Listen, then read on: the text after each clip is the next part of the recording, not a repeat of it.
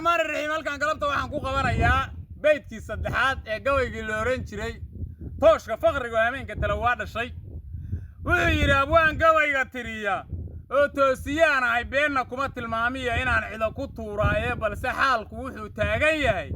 tag iyo hawsha ay caruurihii tahriibahayay waa ay tala badnaayeen oo faqriga teedka dhaafay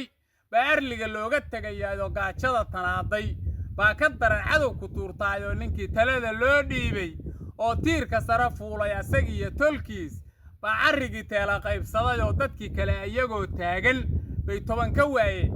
mar hadday cadaaladi tagtay oo ay toliyo reer gaadhay 70 anigoo jira iyo tiro kaloo dheer haddaan lacag tahriibeed ka helo waan ka tagayaa kolaan Yurub ka tuugsado Puntland waan ka tagayaa tilmaama idinka dhabaha tooraha maray afarta intaan togay miyaan idin tusaaleeyay mawtiraabay sida sheekh cilmiga taayibku ahaa 7 iyo 2 aan u taaganaa roonda taabada waa 27kii dawladda Puntland haddana fadhigan ku tukanaya 7 iyo 2 aan u taaganaa roonda taabadago sidaan qoriga ugu tiirsanaa baan ku teed go'ayo ninkaygii inta taaganaa buuraha taxangaari kuma taxaashiya biraan taayirka u rogo oo waxa malabkii loo tuujiyaa ragaan tagina mar hadday cadaaladi tagtay oo ay taliya reer gaadhay kolaan Yurub ka tuugsado Puntland waan ka tagayaa tilmaama idinka dhabaha tooraha maray